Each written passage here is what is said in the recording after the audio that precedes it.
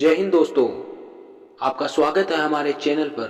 तो दोस्तों, भारत को रक्षा क्षेत्र में आत्मनिर्भर बनाने का प्रयास अब काफ़ी तेज कर दिया गया है। डीआरडीओ, इसरो और एचएएल द्वारा विकसित किए गए हथियारों ने भारत को एक उस स्थान पर ले जाकर खड़ा कर दिया है जहां से वह हथियारों का एक्सपोर्ट कर सकता है। साथ ही दुनिया भर के कई देश भारत के हथियारों को खरीदने के लिए लाइन में खड़े हैं। अमेरिका जैसा देश भी भारत के हथियारों की खरीदारी करना चाहता है, लेकिन अब भारत के हथियारों के निर्माण की स्पीड दोगुनी होती जा रही है, क्योंकि डीआरडीओ, इसरो और एचएएल द्वारा प्राइवेट सेक्टर की कंपनियां भी मैदान में उतर चुकी है और भारत सरकार के सपोर्ट से नए नए हथियारों का निर्माण कर रही है। यानी कि अब पब्लिक सेक्टर के साथ साथ प्राइवेट सेक्टर के वैज्ञानिक भी आधुनिक हथियारों का निर्माण कर रहे हैं। जिस तरह का काम अमेरिका में किया जाता है, अमेरिका के ज़्यादातर हथियार जिन्हें दुनिया में सबसे घातक माना जाता है, उन्हें प्राइवेट सेक्टर की डिफेंस कंपनियां ही विकसित करती है और इसी तरह के रास्ते पर भारत भी आगे बढ़ रहा है। दोस्तों, मोदी सरकार का स्पष्ट मत है कि भारतीय सेना जितने भी हथियारों का इस्तेमाल करेगी उन्हें भारत में ही तैयार किया जाएगा, चाहे वह विदेशी कंपनियों द्वारा ही क्यों न बनाई गई हो। इसी का नतीजा है कि आज बहुत से विदेशी डिफेंस कंपनियां भारत में अपना प्लांट स्थापित करने लगी है, यानी कि उनके द्वारा भारत में हथियारों को तैयार किया जाएगा, उनका एक्सपोर्ट अन्य देशों को किया जाएगा, जिसका फायदा ये होगा कि भारत में रोजगार के अवसर पैदा होंगे, नए नए तकनीक आएंगी और भारत सरकार को अरबों डॉलर का प्रॉफिट होगा। भविष्य में अगर राफेल जैसे फाइटर जेट भारत में बनते हैं तो आश्चर्य नहीं होगा, क्योंकि फ्रांसीसी डिफेंस कंपनी दसॉल्ट भारत में राफेल फाइटर जेट उत्पादन पर विचार कर रही है और ये खुलासा केंद्रीय मंत्री नितिन गडकरी द्वारा किया गया है। उन्होंने कहा कि फ्रांसीसी डिफेंस कंपनी दसॉल्ट नागपुर के मिहान में राफेल फाइटर जेट बनाएगी, जिनका इस्तेमाल न केवल भारतीय सेना द्वारा किया जाएगा बल्कि अन्य देशों को भी एक्सपोर्ट किया जाएगा। भारत में सोल्ट कंपनी इस प्रोजेक्ट को रिलायंस ग्रुप के साथ बनाएगी, यानी कि अब भारत पब्लिक सेक्टर के साथ साथ प्राइवेट सेक्टर की कंपनियों को भी प्रोत्साहन दे रहा है और प्राइवेट कंपनियां भारत में ऐसी ऐसी टेक्नोलॉजी ला रही है जो अब तक एशिया में किसी देश के पास मौजूद नहीं है।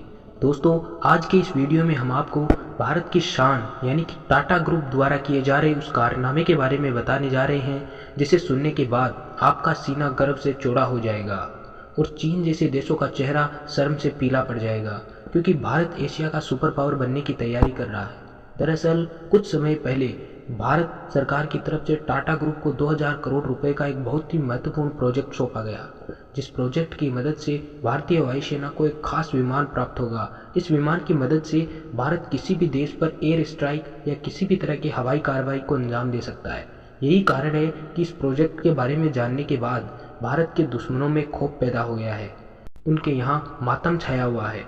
टाटा ग्रुप द्वारा किए जा रहे इस विमान की कुछ खासियत निकलकर सामने आई है। बताया जा रहा है कि इस विमान में ऐसी ऐसी टेक्नोलॉजी का इस्तेमाल किया जाएगा जो अमेरिका जैसे सुपर पावर के पास भी मौजूद नहीं है। दरअसल भारत का मैन्युफैक्चरिंग सेक्टर लगातार नई ऊंचाइयों को छूता जा रहा है।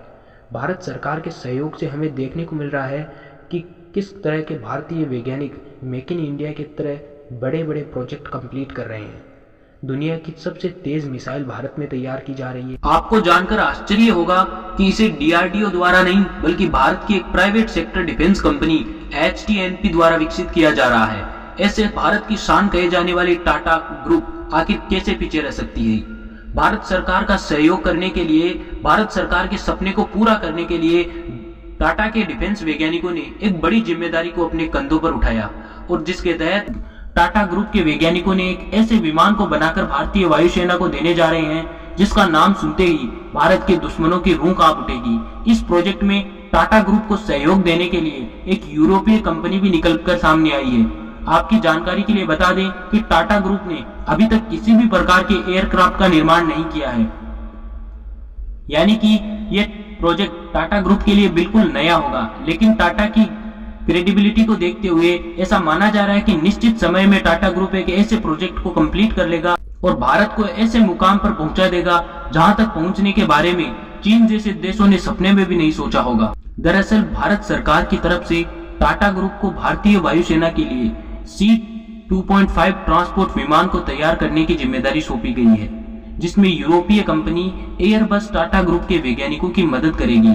इस डील के तहत 56 C-295 ट्रांसपोर्ट विमान का निर्माण किया जाएगा। जिसमें 16 विमान स्पेन से बनकर भारत आएंगे और बाकी के 40 विमान गुजरात के वडोदरा में तैयार किए जाएंगे। स्पेन में बनने वाले 16 विमानों में से एक विमान भारतीय सेना को प्राप्त हो चुका है। 13 सितंबर 2023 को भारतीय वायुसेना प्रमुख एयर मार्शल वीआर चौधरी ने स्पेन के सिविल में एयरबेस कंपनी के अधिकारियों से आधिकारिक तौर पर इस विमान को रिसीव किया।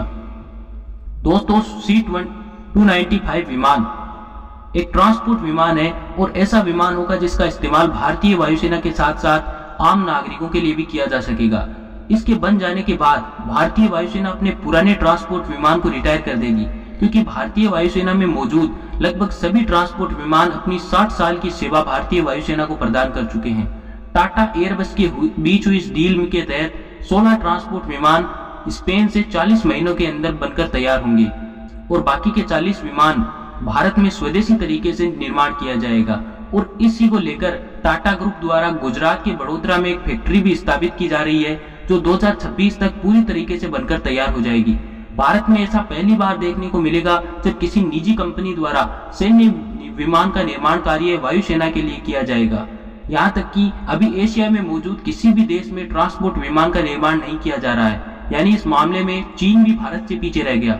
लेकिन अब कई लोगों के मन में सवाल चल रहा होगा कि विमान के भारतीय वायुसेना में शामिल होने के बाद भारतीय वायुसेना को इसका क्या फायदा होगा। विमान को अगर भारत में तैयार किया जाता है तो इससे देश को क्या फायदा होगा, देश की जनता को क्या फायदा होगा।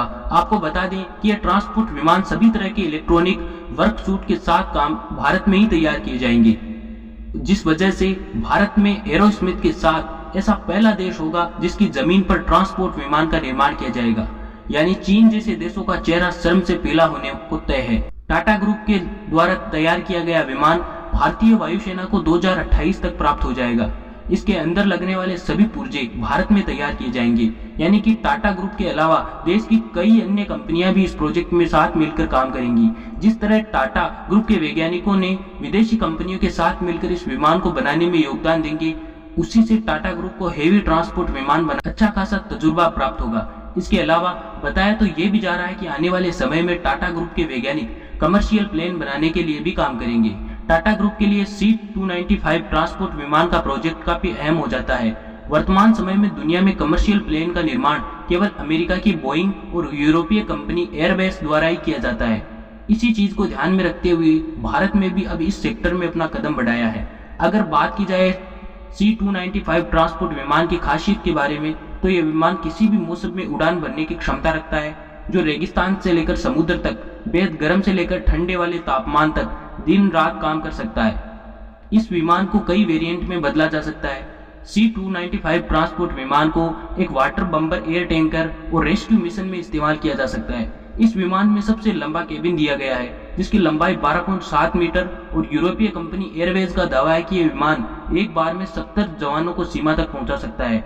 इसके अलावा इस विमान में यह भी खासियत है कि यह लगातार 11 घंटे तक हवा में उड़ान भर सकता है। साथ ही खराब से खराब इलाकों में हथियार पहुंचाने की क्षमता रखता है। C-295 ट्रांसपोर्ट विमान अपने छोटे टेक ऑफ और टेक ऑफ के लिए, छोटे रनवे पर लैंडिंग के लिए पूरी दुनिया में मशहूर है। ऐसे में ये विमान हमारी सेना की ताकत को कितना बढ़ा देगा, इसका अंदाजा आप आसानी से लगा सकते हैं। तो दोस्तों, आप लोगों को ये वीडियो कैसा लगा हमें कमेंट में जरूर बताइए और हमारे चैनल को प्लीज सब्सक्राइब जरूर कीजिए। आपका सपोर्ट ही हमारी ताकत है। Thank you.